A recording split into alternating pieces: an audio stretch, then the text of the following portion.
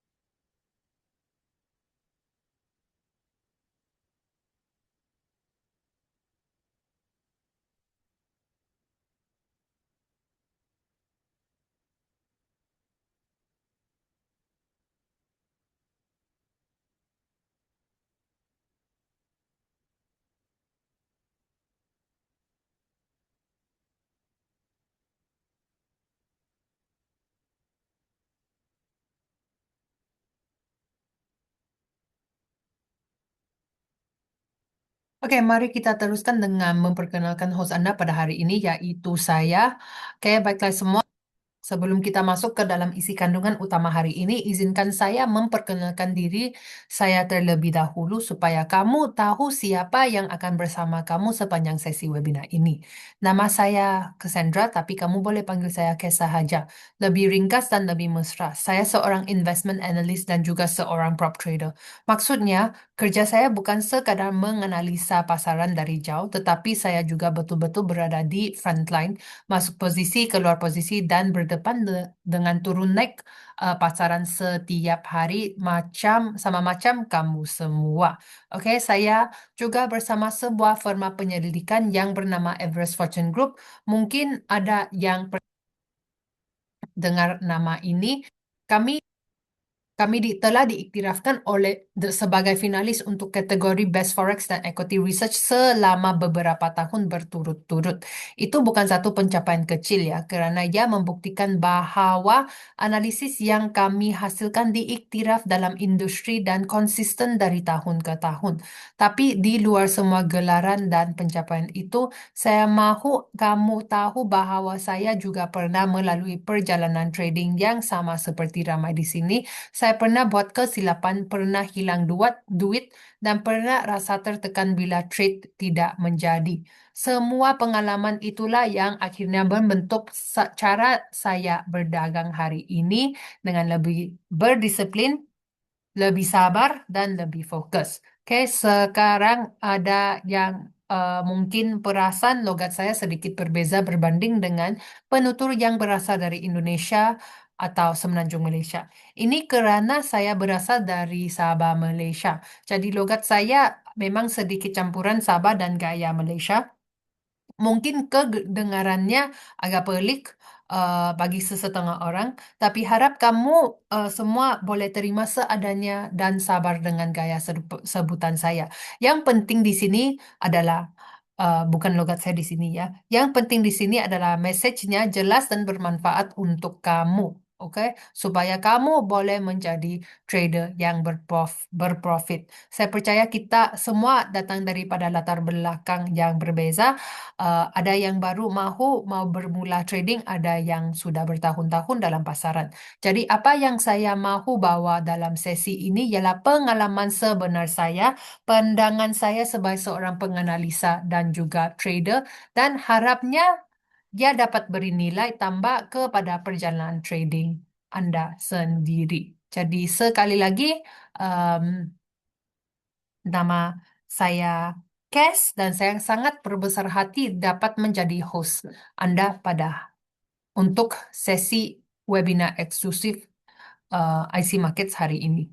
Oke, mari kita terus dengan agenda hari ini. Hari ini kita akan memahami selat terusan dan sekatan aliran perdagangan, kos pengangkutan dan tekanan kenaikan harga yang tersembunyi, kepekaan mata wang dan komoditi terhadap kejutan rantaian penghantaran, dan kenapa pasaran selalu abaikan risiko uh, perkapalan sampai terlambat. Oke, so kita bermula dengan selat terusan dan uh, sekatan aliran perdagangan.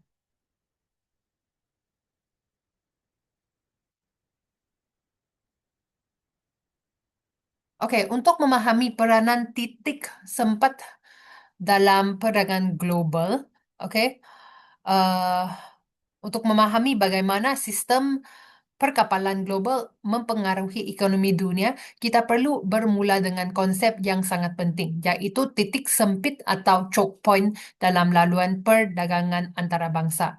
Dalam dunia yang semakin global, sebahagian besar perdagangan fizikal masih bergantung kepada penghantaran laut. Kapal-kapal kontainer, kapal tangki minyak, dan kapal kargo bergerak merentasi lautan untuk menghubungkan pengeluaran dan penggunaan di seluruh dunia. Namun, walaupun lautan luas, laluan perdagangan sebenar tidak tersebar secara rawak. Sebaliknya, ia tertumpu kepada beberapa laluan strategik yang menjadi penghubung utama antara kawasan ekonomi besar. Laluan ini sering melalui kawasan yang sempit seperti selat dan terusan. Titik-titik ini mempunyai kepentingan yang sangat besar kerana ia bertindak sebagai pintu masuk dan keluar bagi aliran perdagangan global. Sebahagian besar minyak dunia, bahan mentah, dan barangan siap melalui beberapa laluan sempit ini. Ini bermakna gangguan kecil di satu titik boleh memberi kesan yang besar kepada keseluruhan sistem. Dalam konteks makro, ini mewujudkan satu bentuk kepekatan risiko, walaupun perdagangan global kelihatan luas dan pelbagai, ia sebenarnya bergantung kepada beberapa titik kritikal. Ini menjadi sistem perkapalan global sangat cekap dalam keadaan normal, tetapi juga terdedah kepada gangguan apabila berlaku kejutan. Okay, so pelabur dan pasaran keuangan sering memberi tumpuan kepada data ekonomi seperti inflasi, kadar ekonomi, kadar faedah, dan pertumbuhan. Namun infrastruktur fisikal seperti laruan perkapalan ini sering kurang diberi perhatian, walaupun ia adalah asas kepada pergerakan barangan yang dan harga global. Oleh itu, memahami peranan titik sempit dalam perdagangan global adalah langkah pertama untuk memahami bagaimana gangguan dalam sistem perkapalan boleh membawa kepada kesan makro yang lebih luas. Oke, sebentar ya. Bagi saya 1 menit saya ambil air dahulu. Oke.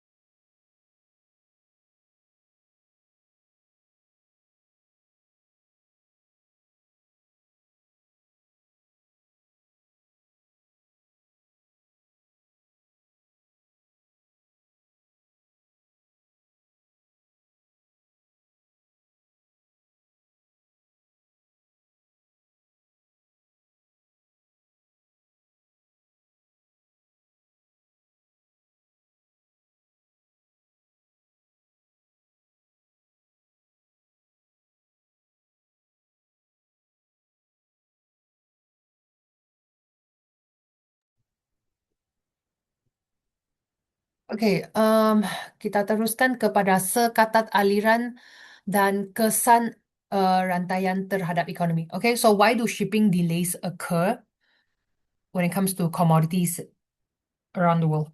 Okey, apabila berlaku sekatan atau gangguan dalam aliran perdagangan melalui titik-titik sempit ini, kesannya jarang terhad kepada kawasan tersebut sahaja. Sebaliknya, ia cenderung mencetuskan kesan rantaian yang meluas dalam sistem ekonomi global.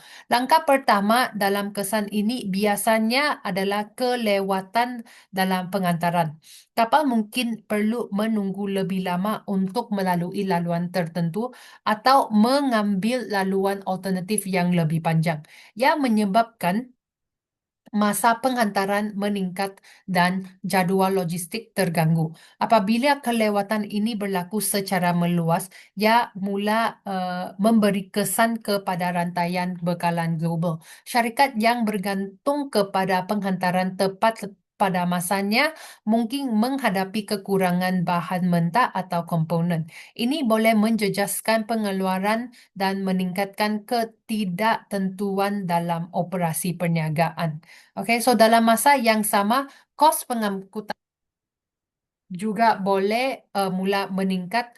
Laluan alternatif yang lebih panjang memerlukan lebih banyak bahan api, masa dan sumber. Syarikat perkapalan mungkin mengenakan caj tambahan untuk menambang kos ini. Kesan ini tidak berhenti di peringkat pengeluar apabila kos meningkat di sepanjang rantaian bekalan.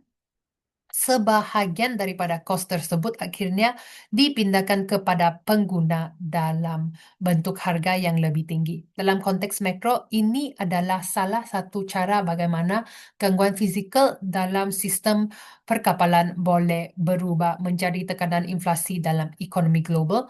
Walaupun punca asalnya adalah isu logistik, kesannya boleh dilihat dalam data inflasi, dasar monetary, dan sentimen pasaran.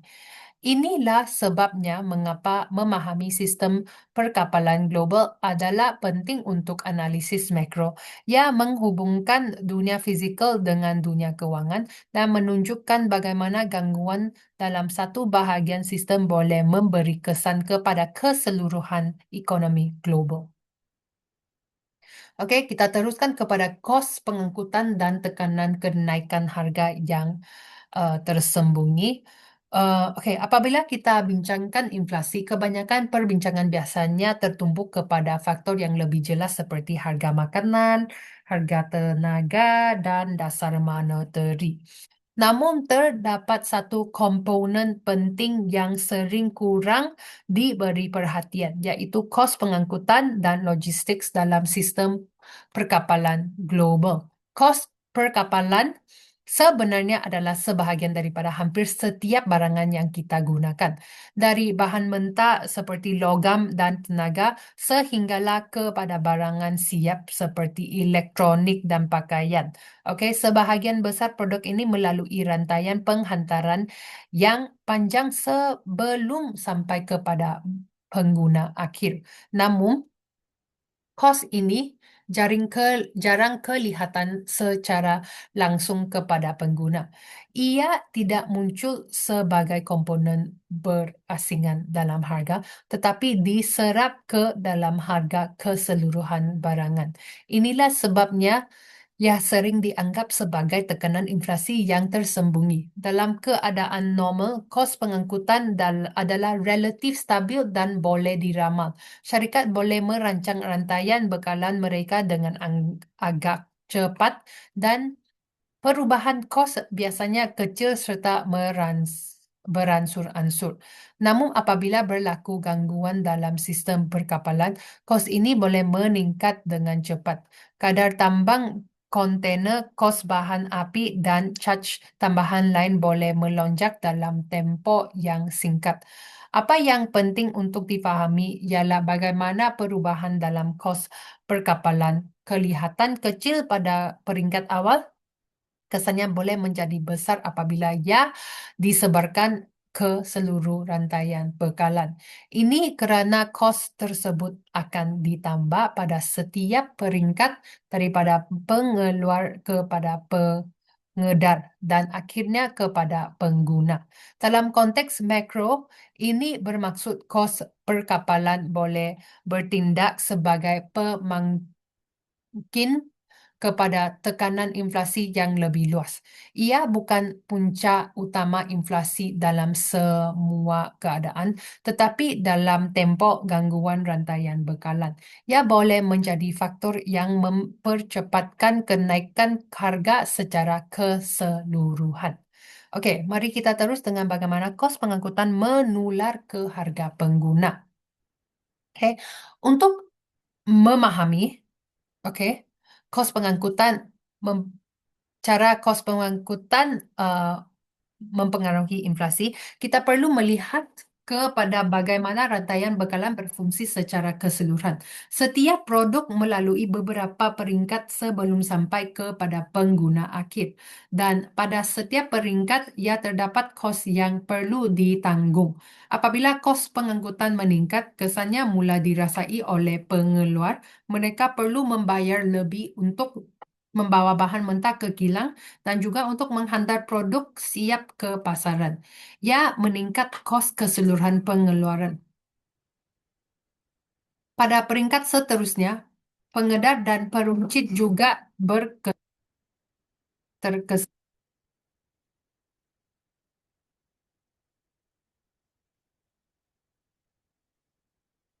Mereka perlu menanggung kos logistik yang lebih tinggi untuk menyimpan dan mengedarkan barangan. Dalam banyak kes, mereka tidak mempunyai pilihan selain memindahkan sebahagian kos ini kepada pengguna. Namun proses ini tidak berlaku secara serta-merta. Kadangkala syarikat cuba menyerap kos untuk tempoh tertentu bagi mengekalkan daya siang. Okey, ini bermakna kesan kos pengangkutan terhadap harga pengguna boleh berlaku dengan kelewatan.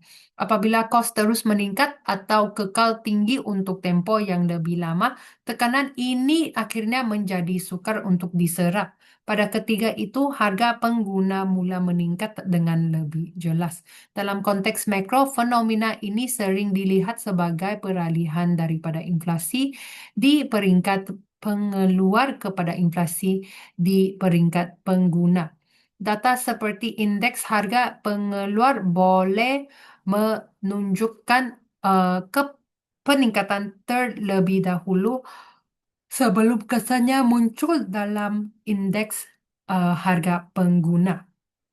Okey, oleh itu, kos pengangkutan memainkan peranan sebagai saluran transmisi dalam ekonomi yang menghubungkan gangguan fizikal dalam sistem perkapalan dengan tekanan harga yang dirasai oleh pengguna. Implikasi kepada dasar monetary dan jangkaan inflasi. Okey, mari kita memahami subtopik ini. Apabila tekanan inflasi berpunca daripada kos pengangkutan dan gangguan rantaian berbekalan yang mewujudkan cabaran yang unik bagi bank pusat. Ini kerana inflasi seperti ini ya, sering datang daripada sisi bekalan, bukan daripada permintaan yang terlalu kuat. Dalam teori ekonomi, dasar monetary biasanya lebih berkesan dalam mengurus inflasi yang didorong oleh permintaan. Namun apabila inflasi berpunca daripada kos yang meningkat dalam sistem pengeluaran dan logistik, tindak balas dasar menjadi lebih kompleks. Jika bank pusat mengetatkan dasar monetary dengan menaikkan dasar faedah, ia boleh membantu pengurangan permintaan dalam ekonomi. Namun langkah ini tidak semestinya menyelesaikan masalah asas yang berpunca daripada gangguan rantaian bekalan. Ya, ini mewujudkan dilema dasar. eh, Bank pusat perlu memutuskan sama ada tekanan inflasi tersebut bersifat sementara atau berpotensi berpanjangan. Jika ia dianggap sementara, mereka mungkin memilih untuk tidak bertindak secara agresif. Namun, jika tekanan tersebut mula mempengaruhi jangkaan inflasi, risiko menjadi lebih besar. Jangkaan inflasi adalah faktor yang sangat penting dalam ekonomi. Jika perniagaan dan penggunaan mula menjangkakan harga akan terus meningkat. Mereka mungkin menyelesaikan tingkah laku mereka dengan cara yang memperkukuhkan tekanan inflasi tersebut. Dalam konteks ini, kos pengangkutan yang meningkat bukan sahaja memberi kesan langsung kepada harga, tetapi juga boleh mempengaruhi bagaimana pelaku ekonomi melihat masa depan. Oleh itu, dalam analisis makro, memahami peranan kos perkapalan membantu kita melihat bagaimana gangguan fisikal boleh berubah menjadi isu dasar monetary dan jangkaan inflasi. Oke, kita teruskan dengan kepekaan mata wang dan komoditi terhadap kejutan rantaian penghantaran. Oke, kita bermula dalam 1 menit ya.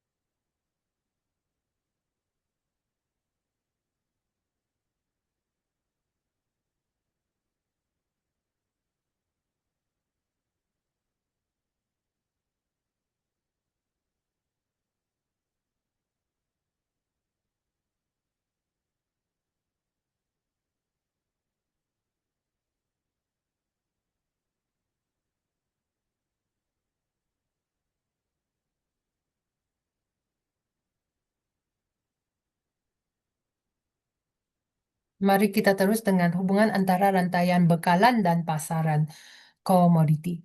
Apabila kita bercakap tentang komoditi seperti minyak, gas, atau bahan mentah industri, kita sering melihatnya melalui lensa penawaran dan permintaan. Namun dalam dunia sebenar, pergerakan komoditi tidak hanya ditentukan oleh jumlah bekalan dan permintaan, tetapi juga oleh perupayaan sistem untuk menghantar bekalan tersebut ke pasaran.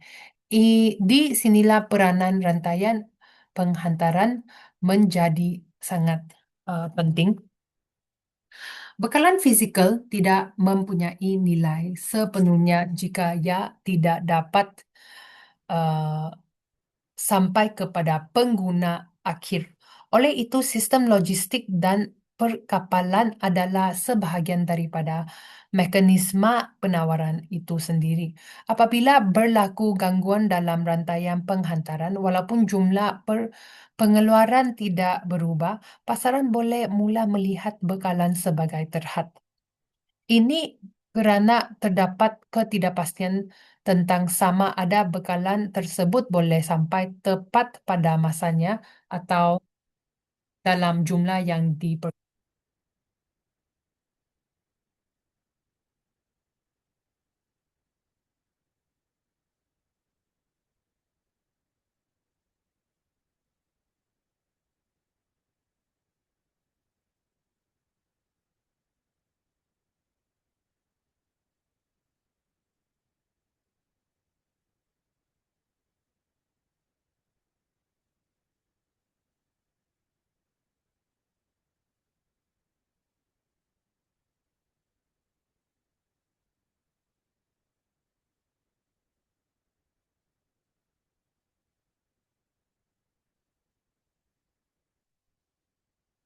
Oke, so dalam situasi seperti ini, harga komoditi sering bertindak balas dengan cepat.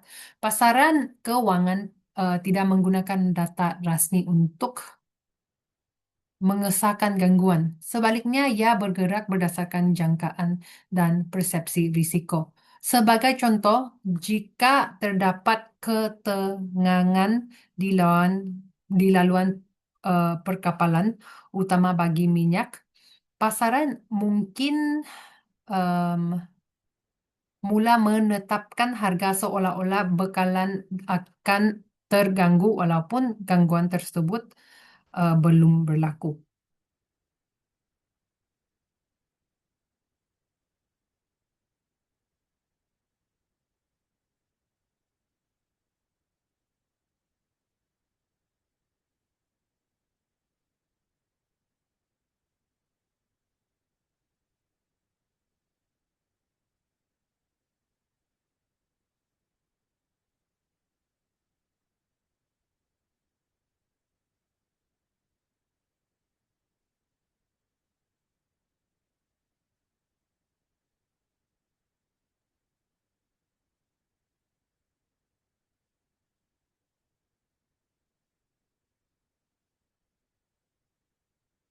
Oke, so sebagai contoh, jika terdapat ketegangan di laluan perkapalan utama bagi minyak, pasaran mungkin mula menetapkan harga seolah-olah bekalan akan terganggu walaupun gangguan sebenar belum berlaku. Inilah sifat pasaran komoditi yang sangat sensitif terhadap naratif dan jangkaan. Harga bukan sahaja mencerminkan keadaan semasa, tetapi juga keberangkalian masa hadapan. Dalam konteks makro, ini menunjukkan bahawa rantaian penghantaran adalah sebahagian daripada struktur asas yang menghubungkan dunia fizikal dalam harga keuangan. Gangguan dalam sistem ini boleh mencetuskan pergerakan harga yang signifikan walaupun perubahan fizikal masih belum sepenuhnya berlaku.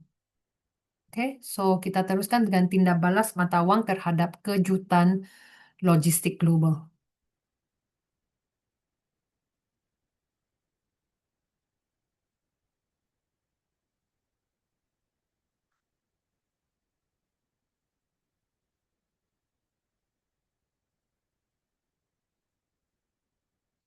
Oke, so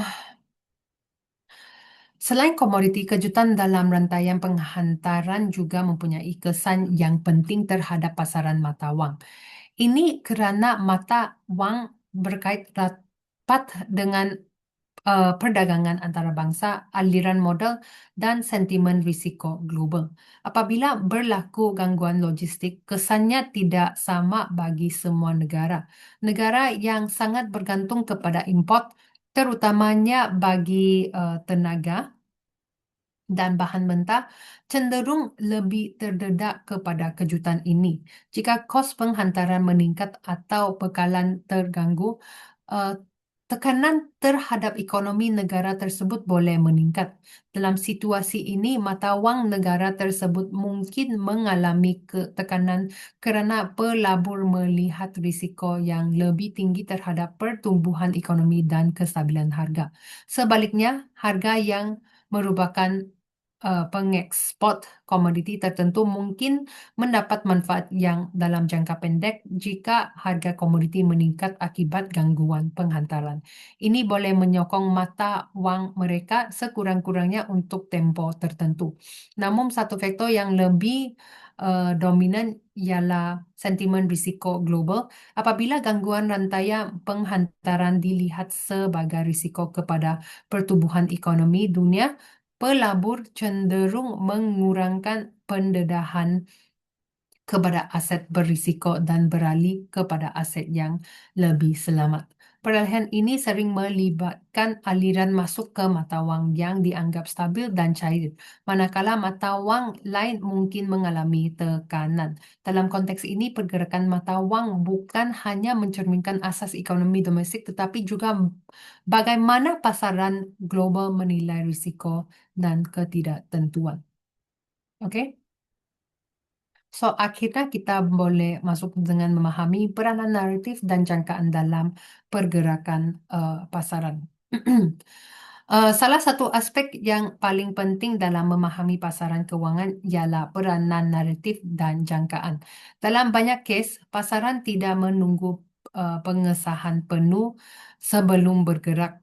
Sebaliknya, ia bertindak mendasarkan cerita yang uh, dipercayai oleh pelaku pasaran pada sesuatu masa. Dalam konteks kejutan rantaian penghantaran, naratif boleh terbentuk dengan cepat. Berita tentang uh, potensi gangguan di laluan perkapalan, peningkatan ketengangan geopolitik atau kekesanan pelaburan boleh mencetus perubahan dalam jangkaan pasaran. Apabila naratif ini mula mendapat perhatian, pelabur dan pedagang mula menyesuaikan kedudukan mereka. Ini boleh menyebabkan pergerakan harga yang ketara dalam komoditi dan mata wang, walaupun kesan sebenar terhadap ekonomi masih belum jelas. Fenomena ini sering menyebabkan pasaran bergerak lebih awal daripada data ekonomi rasmi.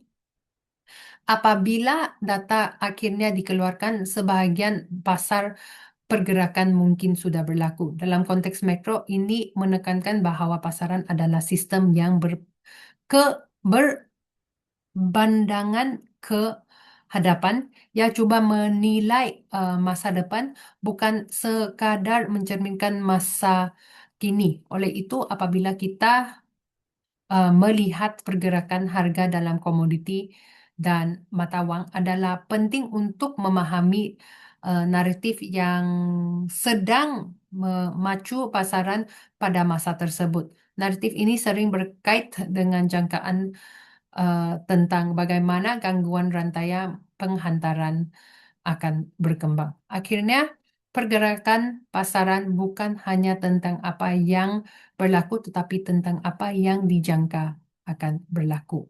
Dan dalam banyak kes, jangkaan ini boleh menjadi pemacu utama harga dalam jangka pendek hingga sederhana. Oke. Kita terus kepada subtopik terakhir, yaitu kenapa pasaran selalu abaikan risiko perkapalan sampai terlambat.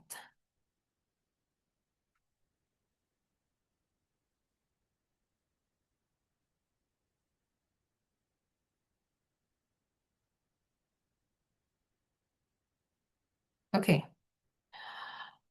So, bias pasaran terhadap risiko dan tidak segera. Oke.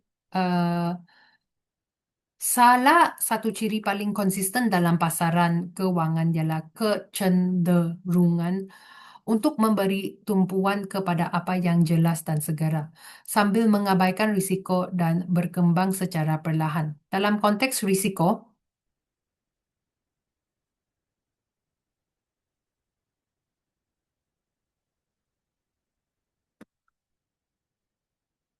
yang berkembang secara perlahan dalam uh, dalam konteks risiko perkapalan dan rantaian penghantaran, fenomena ini berlaku berulang kali. Risiko logistik jarang muncul sebagai kejutan yang tiba-tiba boleh peringkat awal. Ia biasanya bermula dengan perubahan kecil seperti kelewatan penghantaran, eh, peningkatan kos dan yang sederhana atau gangguan tempatan yang kelihatan terhad. Pada tahap ini, oke, pasaran sering melihatkan sebagai isu sementara yang tidak memerlukan penyelesaian besar. Tambahan pula, pelabur dan pedagang sering bergantung kepada data ekonomi rasmi yang diterbitkan secara berkala. Oke, dalam seperti inflasi, pertumbuhan ekonomi dan pengeluaran industri mempunyai kelewatan masa, ini bermakna perubahan dalam rantaian penghantaran mungkin belum tercermin dalam data tersebut.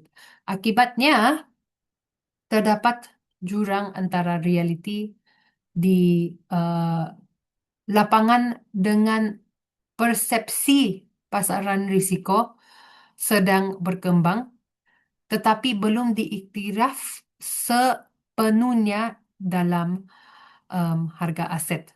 Oke, so dalam banyak kes, pasaran juga dipengaruhi oleh keinginan untuk mengekalkan naratif semasa. Jika sentimen umum adalah stabil atau optimistik, risiko yang kita segera sering diketepikan atau dianggap tidak signifikan. Oke, dalam konteks makro ini mewujudkan keadaan di mana risiko terkumpul secara senyap. Dia tidak mencetuskan tidak balas besar pada peringkat awal, tetapi terus berkembang di latar belakang. Akhirnya, apabila kesan mula menjadi lebih jelas dan tidak boleh diabaikan, pasaran terpaksa menyesuaikan semula dengan cepat. Oke, pada ketika itu pergerakan harga sering menjadi lebih tajam dan tidak linear.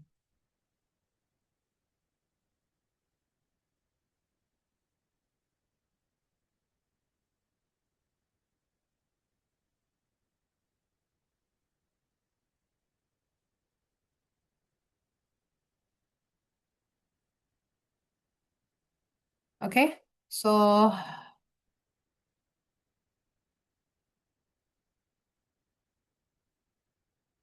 kita teruskan dengan perubahan naratif dan penilaian semula risiko secara mendadak.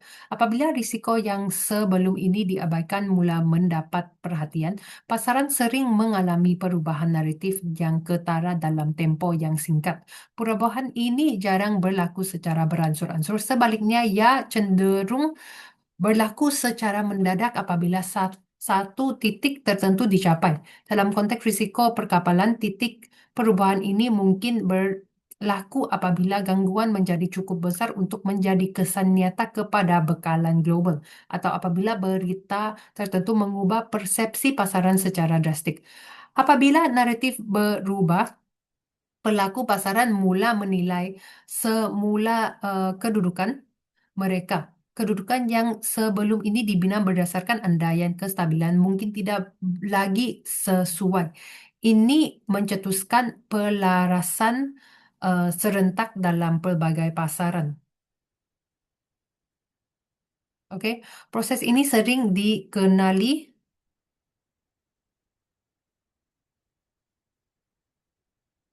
sebagai repricing, di mana harga aset diselaraskan semula untuk mencerminkan realiti dan jangkaan baharu. Okey, repricing ini boleh berlaku dengan sangat cepat kerana ia melibatkan perubahan dalam jangkaan kolektif pasaran. Satu ciri penting dalam situasi ini ialah pergerakan harga yang tidak linear.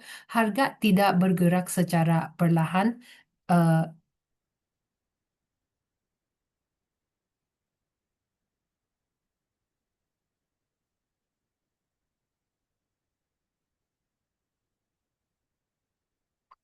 Okey, sorry. Harga tidak bergerak secara perlahan dan teratur, tetapi boleh melonjak atau jadi dalam tempo yang singkat. Dalam konteks makro, ini mewujudkan bahawa pasaran tidak sentiasa efisien dalam masa nyata.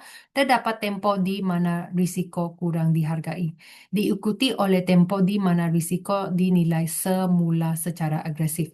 Bagi pelaku pasaran, memahami bagaimana dan bila perubahan naratif ini berlaku adalah sangat penting, ia membantu penjelaskan mengapa pergerakan pasar sering berlaku selepas tempo yang kelihatan tenang.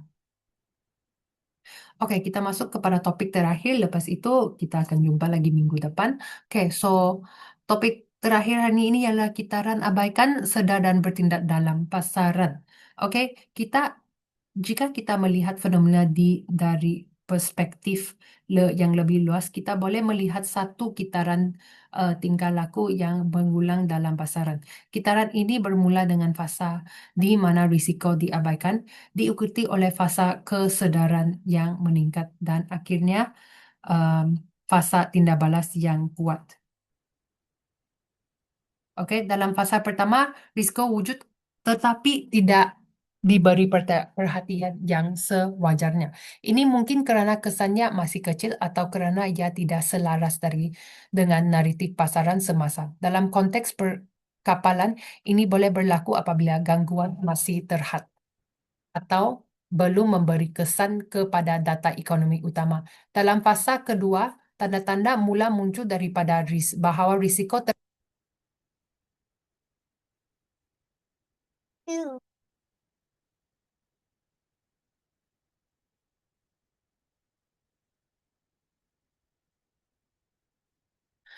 Okey, tanda-tanda mula muncul bahawa risiko tersebut semakin relevan, kelewatan menjadi lebih ketara, kos meningkat dengan lebih jelas, dan berita tentang gangguan mula mendapat perhatian. Namun pada tahap ini, pasaran masih berpecah dalam penilaian mereka. Akhirnya, fasa ketiga berlaku apabila risiko tersebut tidak boleh diabaikan. Pada ketika ini pelaku pasaran mula bertindak secara lebih serentak. Okey, kedudukan diselaraskan, aliran modal berubah dan harga aset bergerak dengan lebih agresif. Apa yang penting untuk difahami ialah perbahagian besar pergerakan harga berlaku dalam fasa terakhir ini, bukan ketika risiko mula muncul. Ia bermakna pasaran sering kelihatan tenang sebelum pergerakan lebih besar. Oleh itu, memahami kitaran ini membantu kita melihat pasaran dengan lebih mendalam. Ya, bukan sekadar tentang apa yang berlaku hari ini, tetapi tentang bagaimana risiko berkembang diabaikan dan akhirnya mencetuskan tindak balas dalam sistem kewangan global. Okey, so itu sahaja untuk hari ini. Kalau kamu ada apa-apa soalan, boleh tanya di chat box. Kalau tiada, saya akan stay di sini selama beberapa menit untuk tengok kalau ada apa-apa soalan. Kalau tidak ada, kita akan jumpa minggu depan ya. Jangan malu-malu ya. Kalau ada soalan, tanya sahaja di chat box.